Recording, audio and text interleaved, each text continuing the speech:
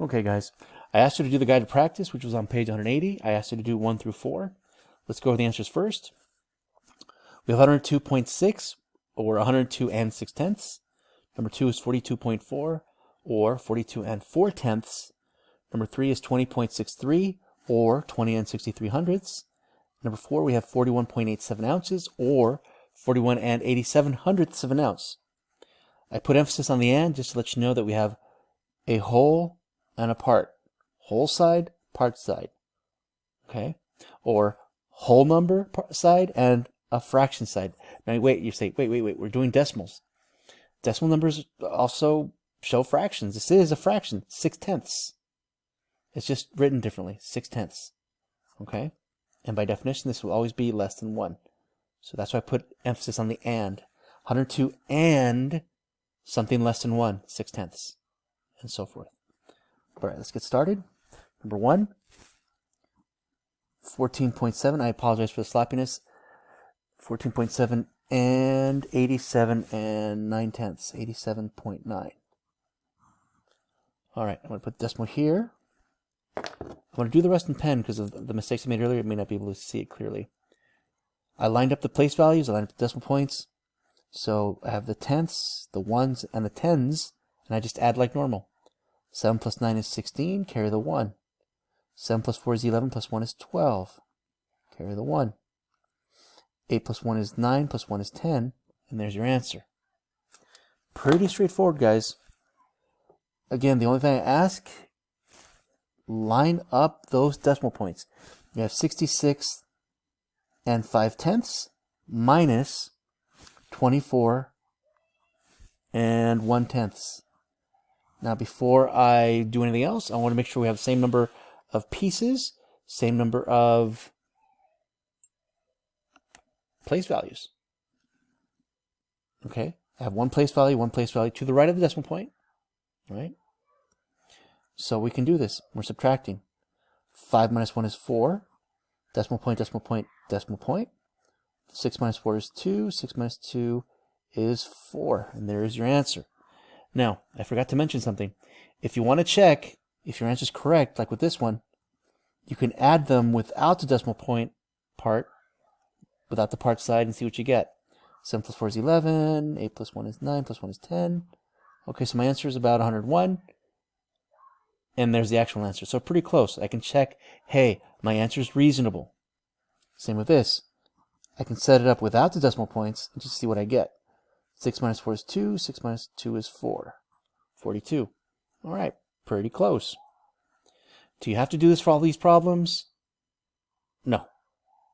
But if you're unsure of your answer, this is just a way to check that your answer is reasonable. You're estimating. All right, what I mentioned way back in the beginning. Number 3. 52.1 31.47. All right.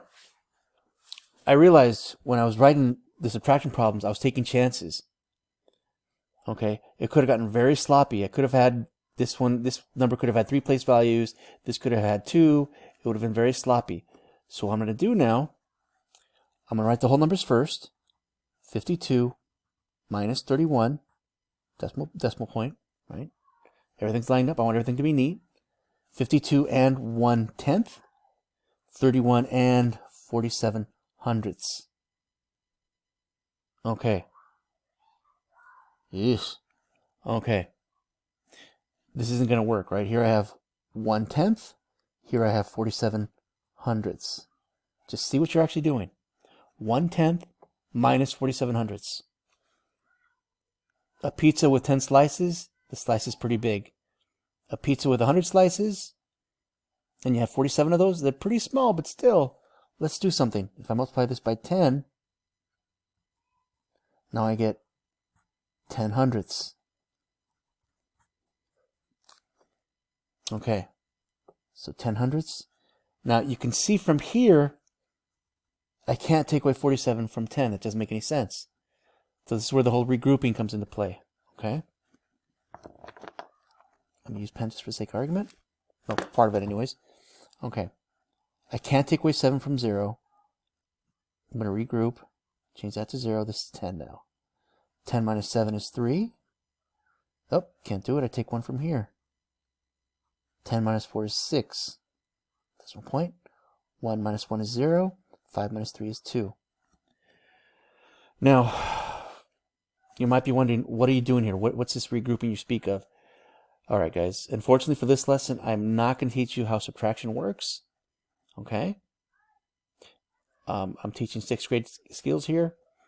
If you have an issue with subtracting or why this works, let me know. We can talk about it later. Okay? But for right now, just trust me. This is the process. Okay? You're regrouping. You're breaking up the groups. Okay? You're breaking up the place value. But let me just say it again with all the technical language. You can't take away. I'm going place value by place value. 0 minus 7. Nope. I regroup. I have to take away 1 from the previous number. So take away 1 from here. I'm left with 0. Put it there. 10 minus 7 is 3. Right? Anyways, you saw what I did. I'm sorry, because now it just looks confusing after trying to explain what I already did. I see all these numbers like, whoa, whoa, whoa, whoa. So I'll go slow with the next one. Okay? Grayson is making a snack mix for his family camping trip. He added 14.52 ounces of peanuts to 27.35 ounces of granola. How many ounces of snack mix does he have? Okay, added. I see the word added, so you know right away you're going to add. But just like it with the other problem, I'm going to write it like this, just to be safe. I want everything neat. 14 and 52 hundredths plus 27.35, or 27 and 35 hundredths. I'm going to write the whole numbers first, just keep everything neat. Decimal point, decimal point. Now, by the way, this is the way I do it. It doesn't have to be that you do it. It doesn't have to be the way that you do it. You do what makes you comfortable, what works for you. Many ways to do this. Well, for the most part. There's always exceptions, right? Decimal point, decimal point. 2 plus 5 is 7. 5 plus 3 is 8. 4 plus 7 is 11. Carry the 1. Ounces. And that's it. Okay? And that's the guided practice.